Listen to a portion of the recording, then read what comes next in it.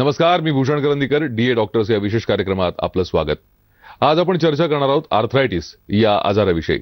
खरं तर आर्थरायटिस हा आजार नेमका आहे काय, या आजाराची लक्षणं काय आहेत, या आजाराकडे दुर्लक्ष केल्याने कोणते दुष्परिणाम आपल्याला भोगावे लागू शकतात आणि या आजारावरती नेमके उपाय काय आहेत, या आजारावरती होमिओपॅथीमध्ये नेमके उपाय काय आहेत आणि नम होमिओपॅथी यावरती नेमके कोणते उपाय करतं ज्यामुळे या आजारापासून रुग्णांना लवकर दिलासा मिळतो. या सगळ्या विषय आपण आज जाणून घेणार आहोत आणि याविषयी आपल्याला अधिक माहिती देण्यासाठी आमच्या स्टुडिओत आले आहेत डॉक्टर. आपलं स्वागत. नमस्कार. डॉक्टरांची थोडक्यात ओळख करून देतो. गेल्या 15 वर्षांपासून डॉक्टर रुग्णसेवा करतायत. त्याचबरोबर नम परिवाराशी ते जोडलेले आहेत आणि नम होमिओपॅथीमधून ते होमिओपॅथीचा प्रचार करणं, होमिओपॅथीमुळे नेमके कसे फायदे होतात याविषयी सांगणं, यासाठी ते सतत प्रयत्नशील असतात. आज डॉक्टरांकडून जाणून घेऊयात आर्थरायटिस या रोगाविषयी नम होमिओपॅथी नेमकं कसं उपचार करतं आणि आर्थरायटिस हा आजार नेमका आहे तरी काय. डॉक्टर, सुरुवातीला आम्हाला सांगाल की आर्थरायटिस हा आजार नेमका आहे काय आणि या आजाराची लक्षणं आपण कशी ओळखायची. जसं तुम्ही विचारलात की आर्थरायटिस आजकाल कॉमनली खूप आपल्याला म्हणतात लोक की आर्थरायटिस झालं. तर नेमकं आर्थरायटिस म्हणजे काय? जसं आपण आर्थरायटिसच्या नावामध्ये बघतो की ऑर्थो याचा अर्थ होतो की हाडं आणि आयटिस म्हणजे इन्फ्लामेशन, म्हणजे आपल्या हाडांमध्ये एखादं इन्फ्लामेशन झालं किंवा इन्फेक्शन झालं ह्याच्यामधून जे आजार निर्माण होतात त्यालाच आपण आर्थरायटिस म्हणतात. आता बघायला गेलं तर आर्थरायटिसमध्ये मूळतः 100 पेक्षा जास्त आजार तुम्हाला बघायला भेटतील. पण कॉमनली आमच्या प्रॅक्टिसमध्ये किंवा क्लिनिकमध्ये आम्हाला जे कॉमनली बघायला भेटतात त्याच्यामध्ये मुख्यतः संधिवात, आमवात, गावठी आर्थरायटिस हे कॉमनली जास्त प्रमाणात आजकाल बघायला भेटतात. जसं आता तुम्ही त्याच्यामध्ये बघायला गेलं तर जसं की संधिवात, ज्यालाच आपण ऑस्टिओआर्थरायटिस म्हणतो, की हा आता खूप कॉमनली ऑलमोस्ट 70 to 80% लोकांना बघायला भेटायला आहे आजकाल की हा आर्थरायटिस. याच्यामध्ये नेमकं काय होतं की हा एकतर एज रिगार्डिंग आहे, म्हणजे असं ओल्ड एजमध्ये हा होणार, प्लस म्हणजे 45-50च्या नंतर तुमच्या शरीरामध्ये कॅल्शियम डेफिशियन्सी, त्याच्यामध्ये हाडांमधलं घर्षण म्हणजे तुमच्या दोन्ही हाडांमध्ये जे घर्षण होतं त्याच्यामुळं हा आर्थरायटिस होतो. आता नेमकं संधिवातामध्ये एक्झॅक्टली काय होत असतं, तर मेन बघायला गेलं तर सपोज आपले 2 हाडं आहेत. तर या 2 हाडांमध्ये काय असतं की आतल्या साईडला गादी असते, ज्यालाच आमच्या लँग्वेजमध्ये आम्ही कार्टिलेज म्हणतो.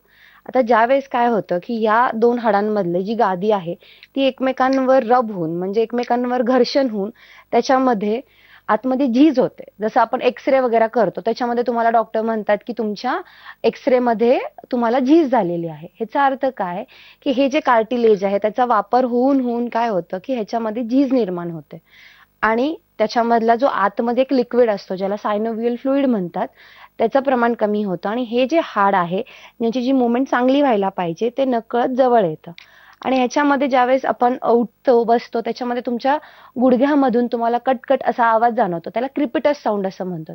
याचा अर्थ काय होतो की ज्यावेळेस तुमचे मुवमेंट्स होत आहेत त्यावेळेस ते एकमेकांना घासलं जातं आणि त्याच्यातून तो आवाज निर्माण होतो. ह्याचा अर्थ काय की तुमचे जे सांधे आहेत त्याच्यामध्ये घर्षण होऊन तुम्ही ऑस्टिओआर्थरायटिस यानी की संधिवातामध्ये तुम्ही पदार्पण होत आहे तुमचं.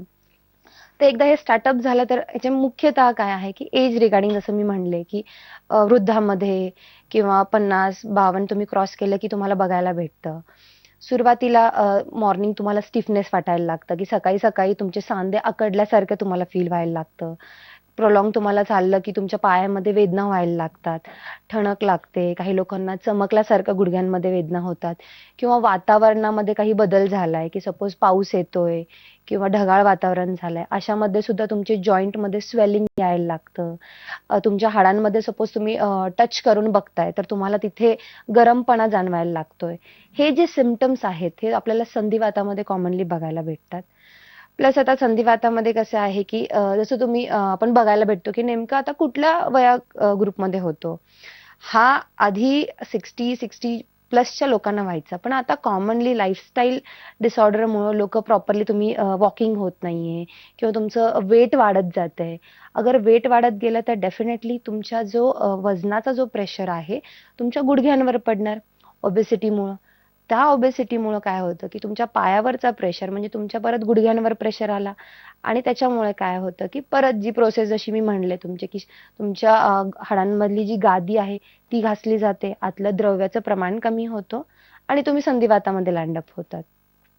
प्लस जसं की एखाद्या वेळेस मार लागला, इंजुरी झाली, त्याच्यातून काही इथं दुखापत झाली, त्याच्यातून निर्माण होऊ शकतो. किंवा फॅमिली हिस्ट्रीमध्ये सुद्धा की घरांमध्ये सगळ्यांना अगर संधिवाताचं आहे किंवा घरामध्ये अर्थरायटिसचे आजार आहेत, तर डेफिनेटली तुम्हाला होण्याची शक्यता आहेत.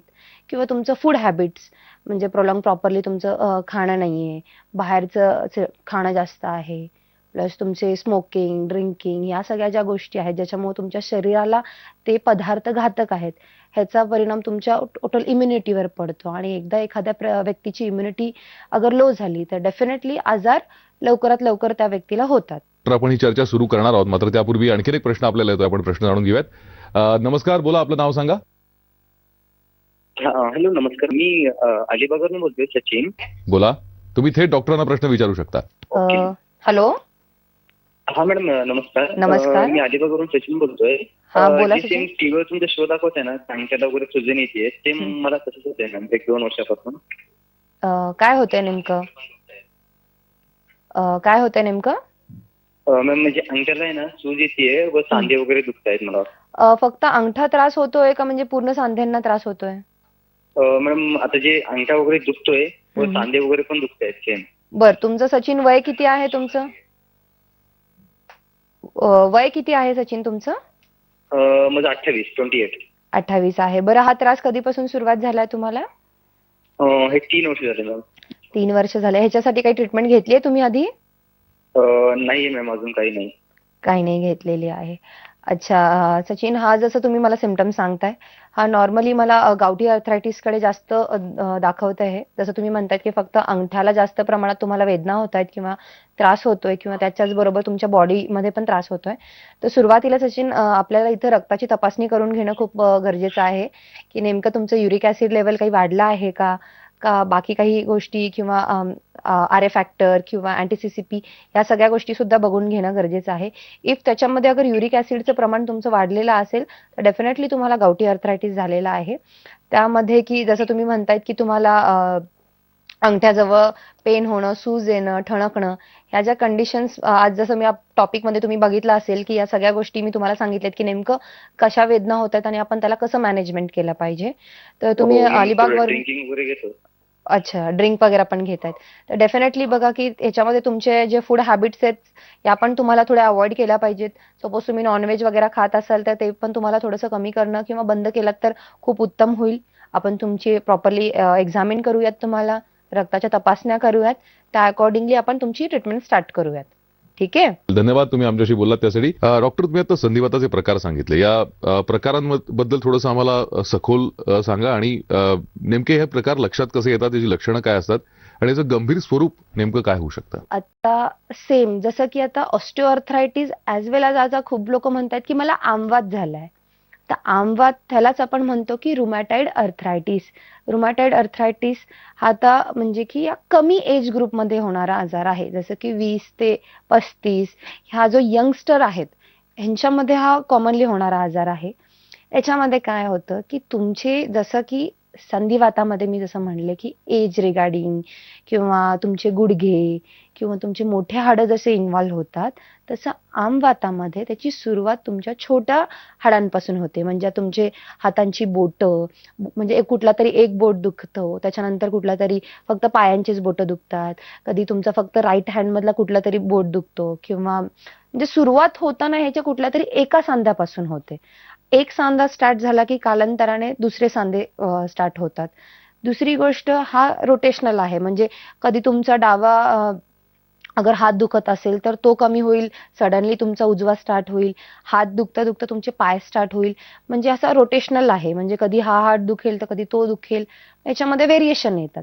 जसं की संधिवातामध्ये कसं असतं की तुमचा सपोज पर्टिक्युलरली एखादा सांधा दुखला तर फक्त तोच जास्त दुखतो. जसं की तुमचं फक्त नीज दुखतायत, फक्त अँकल म्हणजे किंवा तुमचा गुडघा किंवा तुमची हिप किंवा तुमचे खांदे असा एखादा तरी सांधा दुखतो. पण आमवातामध्ये हळू करत तुमच्या शरीरातले सर्व सांधे पकडले जातात. पण ह्याची सुरुवात छोट्या सांध्यांपासून करत करत तुमचे मोठे सांधे सुद्धा ह्याच्यामध्ये इन्व्हॉल्व्ह होतात.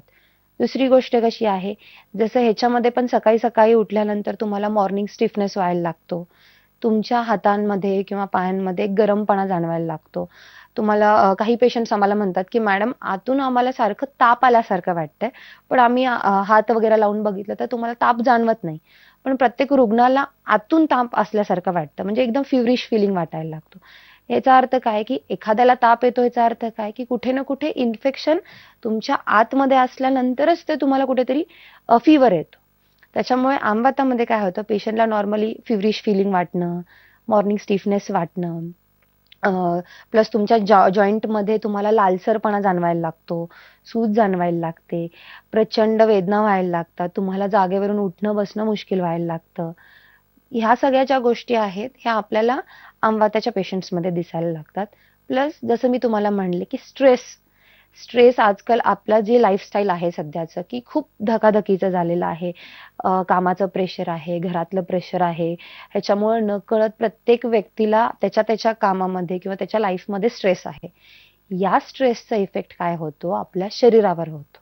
नेमकं कसं शरीरावर होतं, ज्यावेळेस सपोज फॉर एक्झाम्पल की आपल्याला एखाद्या वेळेस तुमचं जॉबमध्ये तुमचं परफॉर्मन्स वीक आहे आणि तुम्हाला कंपनीमधून सडनली काढून टाकलं. तर हा जो सडनली शॉक तुम्हाला बसला किंवा सडन धक्का बसला, ह्याच्यातून काय झालं, तुमच्या माइंड लेवलला त्याचा इफेक्ट झाला. त्याचा इफेक्ट तुमच्या माइंडवर होऊन तुम्ही कुठेतरी नकळत काही लोक डिप्रेशनमध्ये जातात, काही लोक वारंवार तेच तेच विचार करत बसतात. यामधून जो स्ट्रेस निर्माण होतो, याच्यामुळे ॲटो इम्युन डिसीज म्हणतो आम्ही. ॲटो इम्युन डिसीज याचा अर्थ काय, ॲटो म्हणजे सेल्फ मेड, म्हणजे स्वतःहून उद्भवणारा आजार. इम्युन म्हणजे तुमची रोगनिरोधक शक्ती, म्हणजे इम्युनिटी आपली. डिसीज म्हणजे आजार, म्हणजे असा आजार ज्याच्यामध्ये तुमची रोगप्रतिकार शक्ती खराब होते किंवा कमी होते. म्हणजे आपल्या बॉडीमध्ये जसं आपण म्हणतो कॉमनली शरीरामध्ये पांढऱ्या पेशी, लाल पेशी असतात आपल्या. या सेल्सचं काम काय असतं की बाहेरच्या इन्फेक्शनला आत न येऊ देणं हे त्यांचं काम असतं. पण एखादं इन्फेक्शन आत गेलं म्हणजे तुमच्या बॉडीच्या ज्या सेल आहेत त्या तुमच्या अगेन्स्ट अगर काम करायला लागल्या, तर डेफिनेटली तुम्हाला ॲटोइम्युन डिसीजमध्ये तुम्ही लँडअप होता. मग त्यामुळे एकदा तुमच्या पूर्ण बॉडीमध्ये त्याचा स्प्रेड व्हायला लागतं. का, कारण की इम्युनिटी असं नाही की सगळीकडे असते, रक्तसंचलन सगळीकडे होतं. जिथं जिथं तुमचं रक्तसंचलन होणार तिथं तिथं ते इन्फेक्शन तुम्हाला स्प्रेड होणार. त्याच्यामुळे जो रुमॅटॉइड अर्थरायटिस आहे ह्याचं मुख्यतः 70 to 80% लोकांना बिकॉज ऑफ द स्ट्रेस निर्माण होत आहे. दुसरी गोष्ट जसं की इमोशनली, असं नाही की म्हणजे स्ट्रेस म्हणजे फक्त तुम्ही फायनान्शियली तुम्हाला काही प्रॉब्लेम झालाय किंवा जॉब रिगार्डिंग, असं नाही. इमोशनल लेवलला पण आपल्याला काही गोष्टी मनाला लावून घेतात. काही लोक खूप इमोशनल असतात. कोणीतरी काही बोललं की चटकन त्यांना त्रास होतो, लावून घेतात. मनातून 1-1, 2-2 महिने काय वर्ष त्याच गोष्टींना त्यांना त्रास होतो. किंवा एखाद्याने काही कोणाला बोललं तर ते एक्सप्रेस होत नाहीत. अशामुळे काय होतं, तुम्ही इमोशनली तुम्हाला त्या सगळ्या गोष्टींचा प्रेशर यायला लागतो. नकळत तुम्ही डिप्रेशनमध्ये जाण्याचे चान्सेस असतात. ह्या सगळ्या गोष्टी आपल्या सगळ्या स्ट्रेसमध्ये किंवा मेंटल तुमचं हेल्थ खूप इम्पॉर्टंट आहे. जसं आपण फक्त आपल्या शरीराची काळजी घेतो की बाबा शरीराला आपलं वजन वाढतंय म्हणून आपण कसं डाएट स्टार्टअप करतो, फ्रुट्स खायला लागतो. त्याचप्रमाणे मेंटल हेल्थ खूप महत्वाची. एकदा तुमची मेंटल हेल्थ अगर खराब झाली तर डेफिनेटली तुमच्या मेंटलचा पूर्ण प्रेशर तुमच्या शरीरावर पडायला लागतो. त्याच्यामुळे हा आजार कॉमनली जास्त प्रमाणात दिसायला लागलं. मुख्यतः आमच्या म्हणजे आमच्या जेवढ्याही नम्माच्या जेवढ्या ब्रांचेस आहेत आमच्या नम्मा वैद्यशालाच्या, याच्यामध्ये हा आजार कॉमनली 80 to 90% असे पेशंट आमच्याकडे जास्त आहेत. दुसरी गोष्ट की रुमॅटॉइड अर्थरायटिसमध्ये मला असं सांगावं लागतं की लोक लवकर डायग्नोस करत नाहीत किंवा लवकर तुम्हाला ट्रीटमेंट घेण्याची गरज असते. का? कारण की ह्याच्यामध्ये जसं मी तुम्हाला म्हणले की हे जे 2 हाड आहेत ह्याच्यामध्ये तर घर्षण वगैरे हे सगळं व्यवस्थित असतं. म्हणजे ह्याच्यामध्ये तुमची झीज जास्त प्रमाणात नाही होत. ह्याच्यामध्ये मुख्यतः काय होतात, आतलं जे लिक्विड आहे किंवा आतले जे सराउंडिंगला जे कार्टिलेज वगैरे असतं ते पूर्ण स्टिफ होऊन जातं, जकडल्यासारखं जातं. त्याच्यामुळे तुम्हाला ज्या वेदना होतात, तुम्ही म्हणतात की सकाळी सकाळी मॅडम आमचे सांधे खूप जकडतात, मला चालता येत नाही. ह्याचा अर्थ काय की स्टिफनेस यायला लागतो. तुमच्या आतल्या जे सायनोवियल फ्लुइडमध्ये इन्फेक्शन यायला लागतो. त्याच्यामुळे तुमचे एक एक करत तुमचे सांधे इन्व्हॉल्व्ह व्हायला लागतात. एकंदरीत ज्यावेळेस तुमचे जे 2 हाड आहेत ह्याच्यामध्ये गॅप पाहिजे. गॅप का पाहिजे, जे मुवमेंट होण्यासाठी मिनिमम गॅप पाहिजे. रुमॅटॉइड अर्थरायटिसमध्ये काय होतं की हे जे सांधे एकमेकांना चिपकले जातात. एकदा हे चिपकले तर काय होणार, तुमचे मुवमेंट्स नाही होणार. मुवमेंट्स नाही झाले तर काय होणार, डिफॉर्मिलिटीज होणार.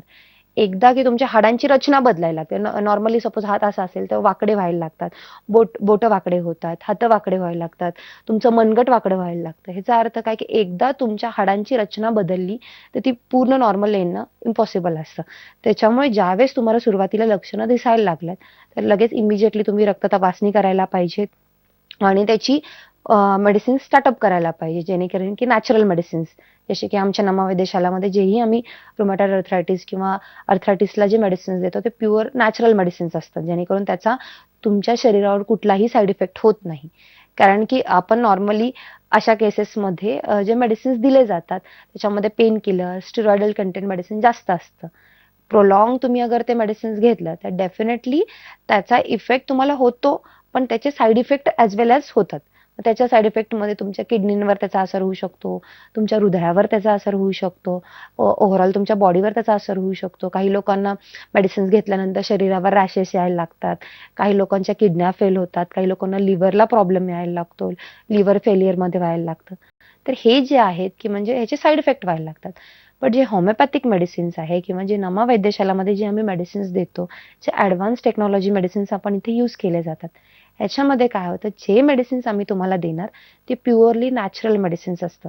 त्याच्यामध्ये कुठलाही केमिकल कंटेंट नसतं, नाही कुठलाही, ज्याच्या करून तुमच्या शरीरावर त्याचा कुठलाही साईड इफेक्ट होत नाही. तर हे आपण आमच्या क्लिनिकमध्ये तुम्हाला बघायला भेटतं. तर आपण ही चर्चा सुरू करणार आहोत, मात्र त्यापूर्वी आणखीन एक प्रश्न आपल्याला येतोय, आपण प्रश्न जाणून घेऊयात. नमस्कार, बोला, आपलं नाव सांगा. हॅलो, नमस्कार. मी अरविंद बोलतोय ठाण्यामधून. बोला, तुम्ही थेट डॉक्टरांना प्रश्न विचारू शकता. हॅलो, बोला अरविंद. नमस्ते मॅडम. हा, नमस्कार. ओके. माझं नाव अरविंद आहे. माझं एज 35. तर मला बॉडीमध्ये जे सांधे आहेत ना ते पूर्णपणे भरपूर पेन होतात. अच्छा, कधीपासून त्रास होतोय? 6 मंथ बॅक मला एक चिकनगुनिया पण झालेला होता.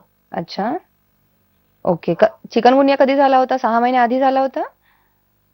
6 मंथ बॅक. 6 मंथ म्हणजे आफ्टर द चिकनगुनिया तुम्हाला या सगळ्या गोष्टी स्टार्टअप झाल्यात? हा, त्याच्यानंतर अच्छा, ठीक आहे. त्याच्यासाठी आता काही मेडिसिन्स वगैरे तुम्ही घेतायत? तेच मेडिकलमध्ये पेन किलर वगैरे थोडं अच्छा, कॅल्शियमचे. बरं. आता म्हणजे सगळे सांधे दुखतायत का म्हणजे जास्त प्रमाणात कुठल्या सांध्यांना त्रास होतो तुमच्या? ते जॉईंट्स मध्ये. अच्छा, ठीक आहे. ताप वगैरे काही येतो तुम्हाला? Hello, hello. हा, बोला मॅडम. ताप वगैरे काही येतो अरविंद तुम्हाला? तसं काही तर नाही वाटत. अच्छा, ठीक आहे. तर नॉर्मली अरविंद, हे जसं तुम्ही सांगतायत की 6 महिन्याआधी तुम्हाला चिकनगुनिया स्टार्टअप झाला आणि त्याच्यानंतर हे जे सगळे सांधे दुखतायत, तर डेफिनेटली ह्या ज्या कंडिशन आहेत हे व्हायरल अर्थरायटिसमध्ये या सगळ्या गोष्टी मोडतात, की म्हणजे एखाद्याला काही व्हायरल इन्फेक्शन झालं आणि तिथून त्यांच्या सांध्यांना काही त्रास झाला, त्याला व्हायरल अर्थरायटिस आम्ही म्हणतो. याच्यामध्ये काय व्हायला लागतं की तुमच्या सगळ्या सांध्यांमध्ये हळूहळू करत त्रास व्हायला लागतो, इन्फेक्शन यायला लागतो आणि तुमच्या सांध्यांमध्ये पूर्ण स्टिफनेस किंवा पूर्ण थकवा जाणवणं, जसं तुम्ही म्हणतायत की तुमचे पूर्ण सांधे दुखायला लागतात. आणि त्याच्यासाठी सध्या तुम्ही जी ट्रीटमेंट घेतायत की डेफिनेटली तुम्ही 6 महिन्यांपासून पेन किलर घेताय, पण अगर 6 महिन्यामध्ये अगर पेन किलर्स घेऊन सुद्धा तुमचा जो त्रास आहे तो ॲटोपॅथ आलेला नाहीये, तर डेफिनेटली तुम्ही ही जी मेडिसिन्स घेता ही प्रोलॉंग अगर घेतलात तर तुमच्या बॉडीवर ह्याचे साईड इफेक्ट होतील. म्हणजे तुमच्या किडनींवर, लिव्हरवर किंवा दुसऱ्या कुठल्याही ऑर्गनवर तुमचा या गोळ्यांचा साईड इफेक्ट होईल. तर डेफिनेटली तुम्ही जे पेन किलर्स वगैरे घ्यायचं तुम्ही डेफिनेटली टाळा आणि लवकरात लवकर आमच्या कुठल्याही नियरबाय ज्या ब्रांचेस तुम्हाला जवळ पडतायत तर तिथे तुम्ही या, व्हिजिट करा. तर त्या अकॉर्डिंगली आपण तुमची केस घेऊन आपण मेडिसिन्स तुम्हाला स्टार्टअप करूयात आणि या त्रासामधून तुम्हाला लवकरात लवकर बाहेर काढण्यासाठी आपण प्रयत्न करूयात. धन्यवाद, तुम्ही आमच्याशी बोललात त्यासाठी. डॉक्टर, अजून एक फोन कॉल आपल्याला येतोय, आपण तो घेऊयात. आपण बघूयात कोण आपल्याशी बोलतंय. नमस्कार, बोला, आपलं नाव सांगा, आपण कुठून बोलताय? हॅलो. हॅलो, बोला. नमस्ते मॅम, मी प्रिया बोलते नाशिकवरून. थेट डॉक्टरांना प्रश्न विचारू शकता. हॅलो. हॅलो. हा, बोला. मॅम नमस्कार, मी प्रिया बोलते नाशिकवरून. अच्छा, नमस्कार, बोला. माझ्या पप्पांचं वय 55 आहे सध्या आणि त्यांना कसं गुडघ्यांचा प्रॉब्लेम आहे. गुडघे वगैरे दुखतात, चालताना उठताना बसताना त्रास होतो. अच्छा, आणि तुम्ही त्याच्यासाठी काही ट्रीटमेंट घेतली आहे वडिलांसाठी? हा मॅम, आम्ही डॉक्टरांकडे गेलो होतो, त्यांनी ते कॅल्शियम, पेन किलर वगैरे मेडिसिन दिलं होतं. तोपर्यंत ते मेडिसिन वगैरे घेतात तोपर्यंत माझा प्रॉब्लेम बरा असतो. बरं. फक्त दोन्ही गुडघेच दुखतात का? हा, एका पायातून. एकाच पायाचं? बरं. बरं, वडिलांना बाकी काही आजार आहे, डायबिटीज वगैरे काही आहे? नाही नाही, फक्त म्हणजे बाकी कुठले दुसऱ्या मेडिसिन चालू नाही आहेत ना त्यांना? नाही दुसरं बरं. कुठलं नाही. नॉर्मली जसं आता तुम्ही म्हणतायत की हे जे त्यांना त्रास होतो की हे एज रिगार्डिंग जे त्रास आहे, ज्याला ऑस्टिओआर्थरायटिस, ज्याला की संधिवात आपण म्हणतोय, की नॉर्मली त्याची लक्षणं ही दिसली जात आहेत मला. पण ह्याच्यामध्ये काय होतं की जसं की आपल्या शरीरामधलं जे कॅल्शियम लेवल पण कमी होणं किंवा हाडांमधली जी घनता आहे, की जेवढी जी घनता असायला पाहिजे ते पण कमी झालं, तरी पण तुम्हाला संधिवात होण्याचे चान्सेस असतात. आता एज रिगार्डिंग काय होतं की शरीरामध्ये दोन्ही हाडांमधले जे कार्टिलेज किंवा जी गादी आहे ती घासली जाते एकमेकांवर. ते घर्षणामुळं काय होतं की कालांतराने तुमच्या म्हणजे ज्या हाडांमध्ये, गुडघ्यांमध्ये झीज निर्माण होते, त्याच्यामुळे तुम्हाला गुडघ्यांमध्ये वेदना निर्माण होतात. या वेदना जसं जसं तुमचं एज वाढत जातं तसं तसं ती झीजेचं प्रमाण सुद्धा वाढत जातं आणि वेदना सुद्धा वाढत जातात. आता ह्याच्यासाठी काय होतं, कॅल्शियम वगैरे सप्लिमेंट वगैरे दिले जातात. त्याच्यामुळे थोडंफार तुम्हाला चेंजेस वाटतात, फरक वाटतो. पण ते जास्त प्रमाणात ते कमी वर्क होणार नाही. किंवा आता तुम्ही म्हणतायत की तुम्ही त्याच्यासाठी पेन किलर्स वगैरे घेतात. जास्त दिवस सुद्धा पेन किलर घेतला तर त्याचा साईड इफेक्ट त्यांच्या दुसऱ्या अवयवांवर होऊ शकतो. त्याच्यामुळं तुम्ही लवकरात लवकर याला प्रॉपरली मेडिसिन्स घेणं गरजेचं आहे. याच्यासाठी आपण जे मेडिसिन्स दिले जातील ते नॅचरल मेडिसिन्स दिले जातील, होमिओपॅथिक मेडिसिन्स असतील. याचा एकतर कुठलाही दुष्परिणाम नाही होणार. प्लस हे जे एक्झॅक्टली कुठंपर्यंत झीज झाली आहे, काय झीज झाली आहे, याच्यासाठी आपल्याला इन्व्हेस्टिगेशन करून घ्यावं लागेल. ठीक आहे. धन्यवाद, तुम्ही आमच्याशी बोललात त्यासाठी. खरंय. डॉक्टर, तुम्ही खरं तर आर्थरायटिस या आजाराविषयी इतकं सविस्तर सांगितलंय. या तुमच्या सविस्तर विवेचनामुळे खरं तर आपल्या प्रेक्षकांच्या मनात जे प्रश्न असतील ते नक्कीच त्याची उत्तरे त्यांना मिळाली असतील. मात्र जर अजूनही काही प्रश्न तुमच्या मनात असतील तर नमा होमिओपॅथीला नक्की भेट द्या आणि तुमच्या आजाराचं निदान करून त्यावर योग्य उपचार घ्या.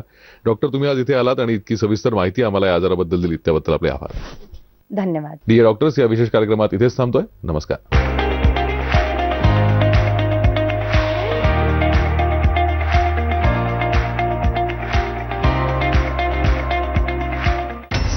डिसेंबर संध्याकाळी 7 वाजता होणार सर्वात मोठ्या रियालिटी शोचा ग्रँड फिनाले.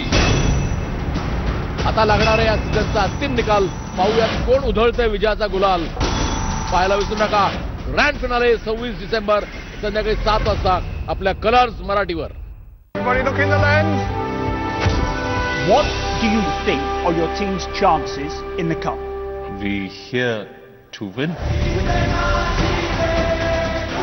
गेम पलट, और गेम पलटने के लिए जरूरी है क्लैरिटी. जैसे 5x क्लैरिटी वाला डिश HD बनता है क्रिकेट का असली पार्टनर. देखिए 83 at a theatre near you on 24 December. Dish नहीं, डिश क्या है ये.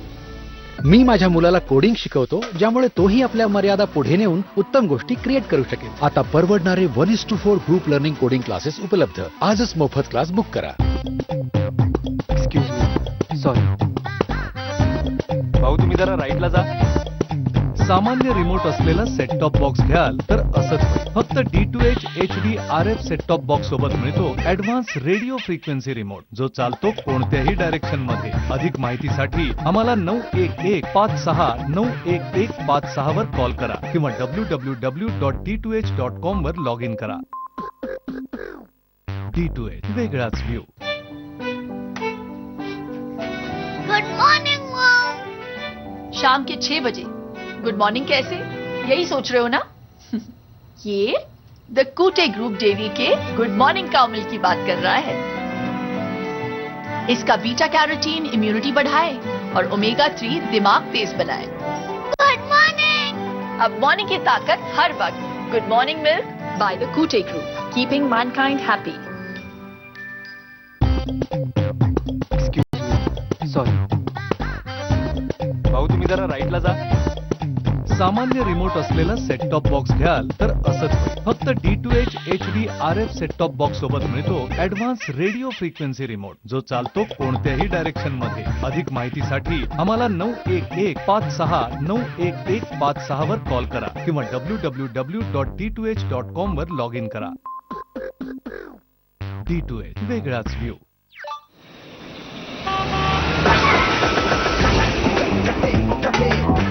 Variety like no other, only on Netmix. पॅरालिसिसमुळे बेडवर असलेल्या विलास महाजन यांना कशा प्रकारे कार्डिओ रेस्क्यू टीमच्या ट्रीटमेंटमुळे फरक पडला, बघूयात आरोग्यशाही. शनिवार दिनांक 25 डिसेंबर सकाळी 11:30 वाजता लोकशाही न्यूजवर. नाताळ निमित्त उलगडूया जगाच्या आनंदाचा आणि प्रेमाचा विश्व संदेश. विद्या विनयन शोभते असं आपण